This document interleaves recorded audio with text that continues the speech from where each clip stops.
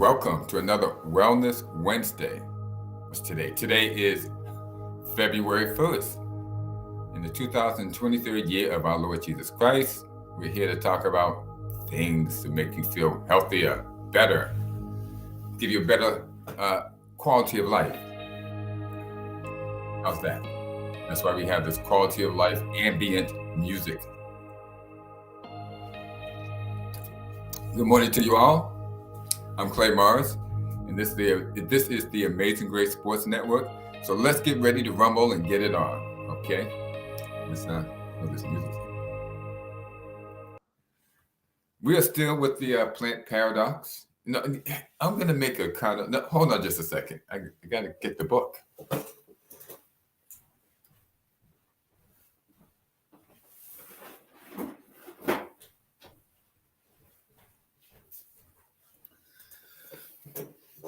Yeah, how do you like that, huh? How do you like that for live? The plant paradox. We are still in chapter 5.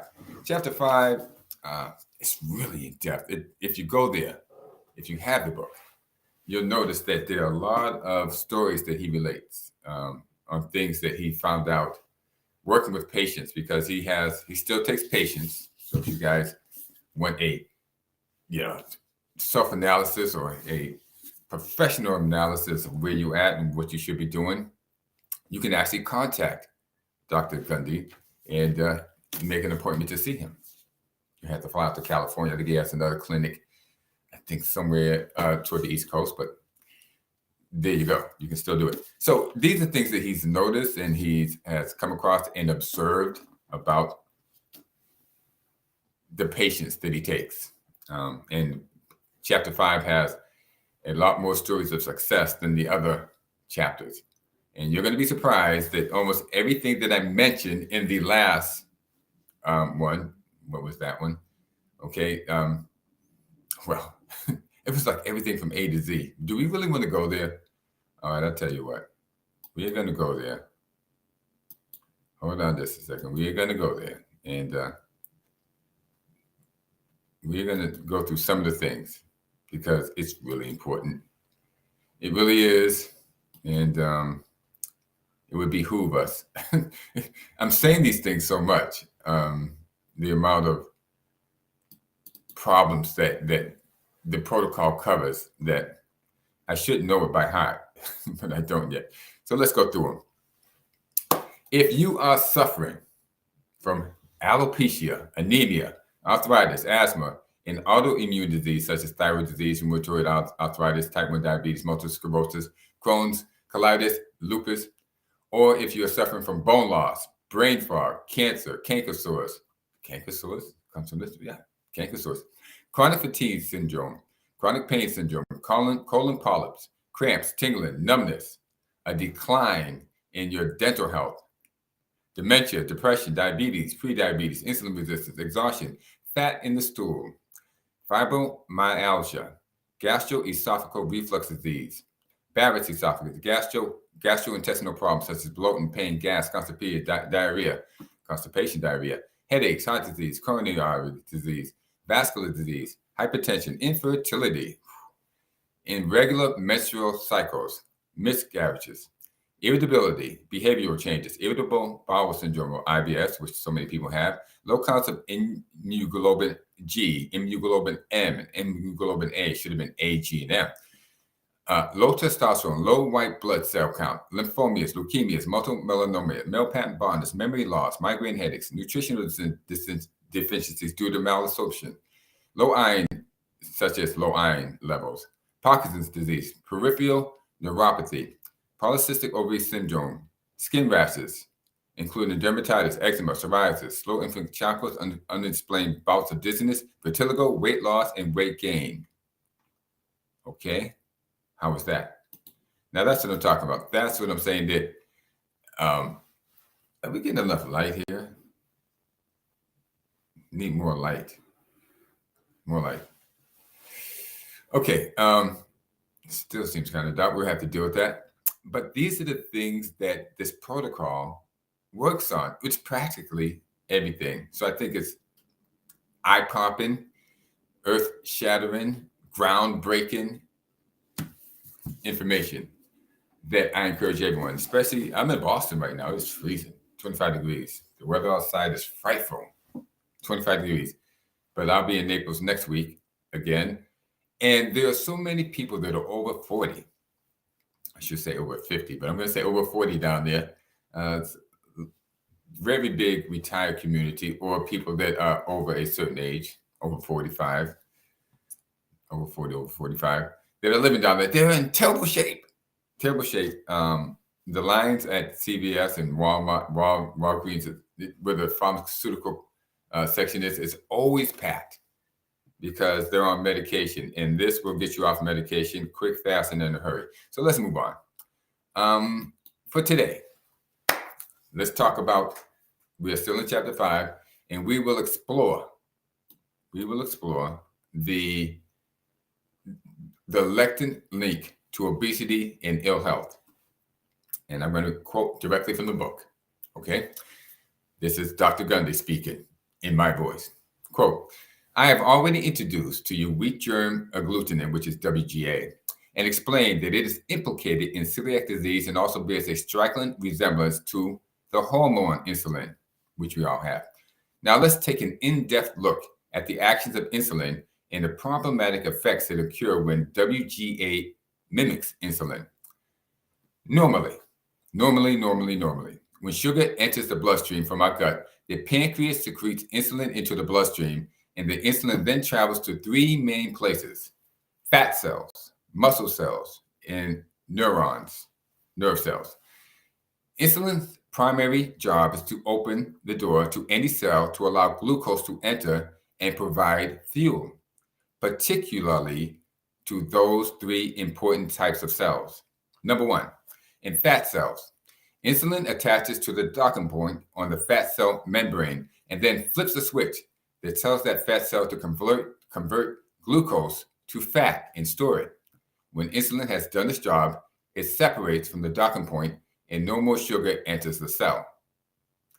Number 2, in muscle cells, insulin unlocks the door to the cell and ushers in glucose to be used as fuel in the muscle cells. Number 3, in the nerve cells, neurons. They also require insulin to emit glucose through the cell membrane. The fact that neurons require insulin to get glucose is a relatively new finding, and we now know that insulin resistance also occurs in the brain and nerves. It's called type 3 diabetes. So we've had type 1, type 2, and now there's a type 3 diabetes. Once insulin once insulin docks in the appropriate port and releases information, the fat or nerve cells tell the hormone that the message has been received.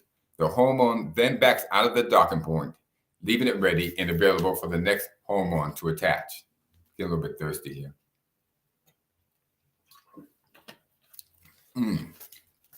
Reading is fundamental. It's also a little bit of work. Now, let's look at what happens when the lectin WGA fits into each type of insulin receptor docking point. That means on the fat cell, the muscle cell, and on the nerve cell. Number 1, in the case of the fat cell membrane, WGA locks on for good and continues to instruct the cell to make fat from any sugar floating by. I'm going to stop right there and interject this. For you, ladies and gentlemen, that means all the chocolate, all the syrup, all the honey, all the agave, and any other natural sugar in your food that you eat now comes into play as it circulates through your bloodstream. It snatches those things and converts it, sugar into fat. That's what the WGA does. Wheat germ agglutinin. Number 2, if the WGA, back to Dr. Gundy.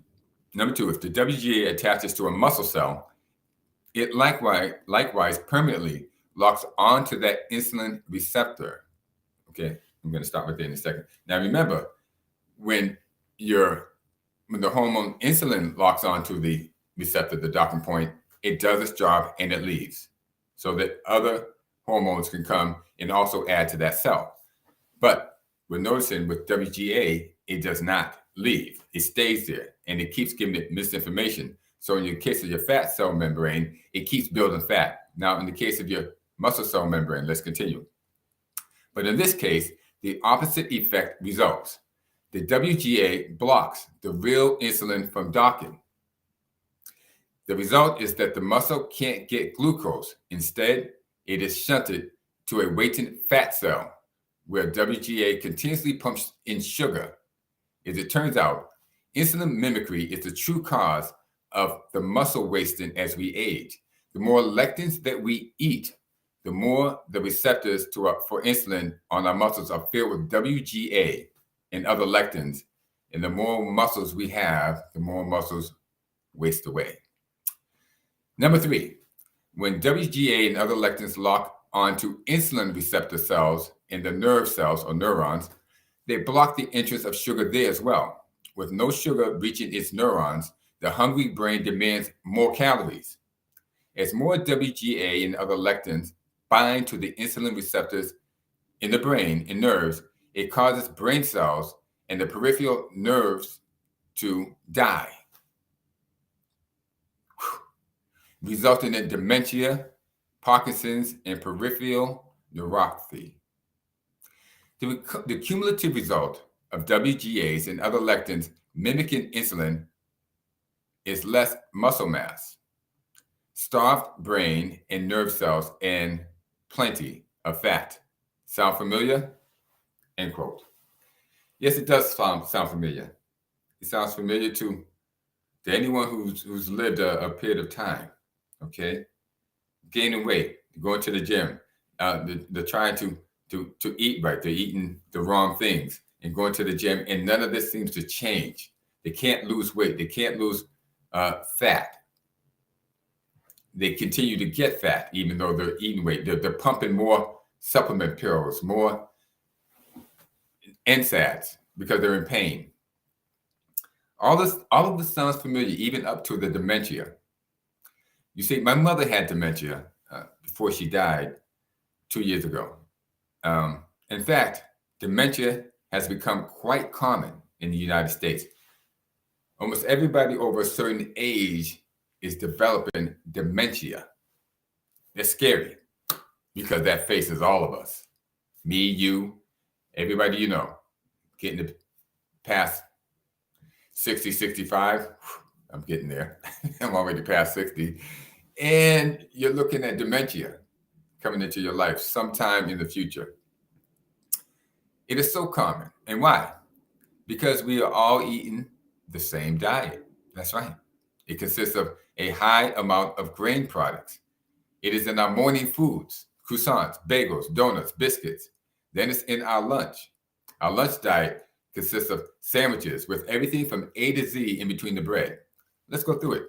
From bacon, lettuce, and tomato, BLTs, ham and cheese, tuna salad, chicken salad, and roast beef sandwiches. We have steak and cheese, Italian cold cuts, American cold cuts, and meatball subs. And that's the subs keep going on and on too. Okay? We have peanut butter and jelly sandwiches, Nutella, corned beef sandwiches, and what used to be my favorite, bologna sandwiches. And you can go on and on and on. It's all coming between 2 slices of bread or a big bulky roll, hoagie, whatever you want to call it, submarine sandwiches. They're all in between there, and we are eating them.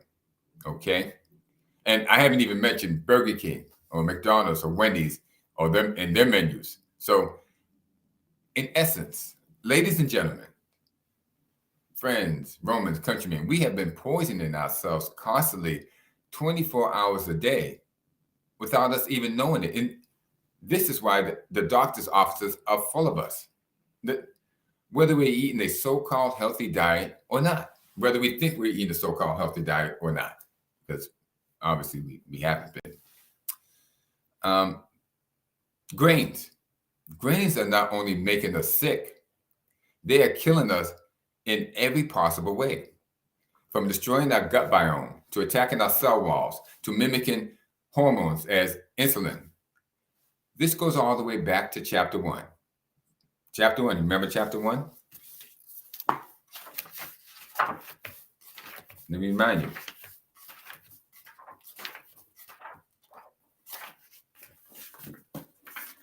The War Between Plants and Animals, Chapter 1 of the Plant Paradox, The War Between Plants and Animals.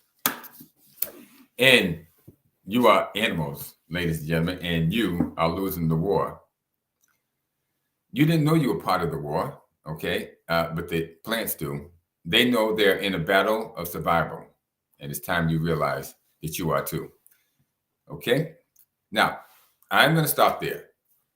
We talked about the hormones. We talked about insulin, how it mimics insulin, how it's affecting you on 3 levels, okay? 3 levels: your fat cells, your muscle cells, and your nerve cells, your neurons. And that's enough to take in for one day. That, just knowing that, meaning that you have to cut back on what you're eating and change your diet, how it's affecting you weight-wise. And okay, it's going to affect you weight-wise. I go in small steps, week by week, so that you're able to assimilate and retain the information easier. I encourage you to get the book, The Plant Paradox, so that we can move along together. Each week, I will reinforce points that you might have read, but you did not retain because of the overload of information. This will make your transition to a real healthy diet much easier. Now, it's been 2 months, 3 months. I started this in November, taking my time on this one because I really want you guys to get this. Everybody, whether I know you personally right now or I don't know you, I want you guys to get this because this is out-of-worldly what Stephen Gundry has discovered and is disseminating in his book, okay? I'm sure you guys all wonder, does this work? You know, I mean, you've heard of every diet coming down, I'm sure. Most of, especially if you're encountering some sort of ailment, okay? Cholesterol, high blood pressure, You've heard of every diet coming down the pike. And I'm sure you wonder, does any of this stuff work? But does this work? It does work. And I'll give you an example, okay? On November 4th, now I read this book, I think back in 2018, and it took a while for me to digest it, but I started implementing it in 2019. On November 4th, 2019, I weighed 197 pounds with 19.9% body fat, 17.7% subcutaneous fat. Subcutaneous fat is the fat under your skin. You know, when you pinch, your waist here, not so much here, but where your belly is, you can pinch there. It collects mainly around your hips, your butt, your thighs, and your belly. And I had 7% visceral fat. Visceral fat is even worse, if there's a worse to this. Visceral fat is fat found within your abdominal cavity. It surrounds important organs like your stomach, your liver, and your intestines. That's right, you have fat surrounding your intestines, okay? And I had a metabolic age of 58. At that time, I was 59. I had a metabolic age of 58. I had been working out for about maybe a year or so, and that was it, okay? Today, I weigh 185 pounds. I have 17.9% body fat, 16% subcutaneous fat, 5% visceral fat with a metabolic age of 58 at 63. So what we have encountered in 4 years, going on 4 years, is 14 pounds, that's like 3.5 years, if that, 14 pounds of weight loss, 2% less body fat, 2% less subcutaneous fat, and 2% less visceral fat, and a metabolic age still of 58, even though it's 4 years later. Now, when I started this, I was not intending to lose weight per se. I was just trying to get back in some sort of shape because my body ached everywhere. I had 3 knee surgeries. I had back problems, shoulder problems, from physical situations and from obviously the diet that I was eating. So in 3 years, I've lost, 14 pounds? all kinds of this weight and that weight and whatever. I wasn't trying to lose weight. I'm just trying to get in better shape. So what I'm saying, ladies and gentlemen, my friends, Romans country, ladies and gentlemen, and sports fans everywhere, is that it works. It works. And not only does it work to lose weight, but you feel a lot better. You have a lot more energy. I have a lot more energy, drive, and stamina than I've had in a long time. Okay. And you can have it too. So, with that, my friends, ladies and gentlemen, sports fans everywhere, I bid you adieu. Adios. Arrivederci. Au revoir. Vaya con Dios. And goodbye until next week. Signing off with the Planned Paradox.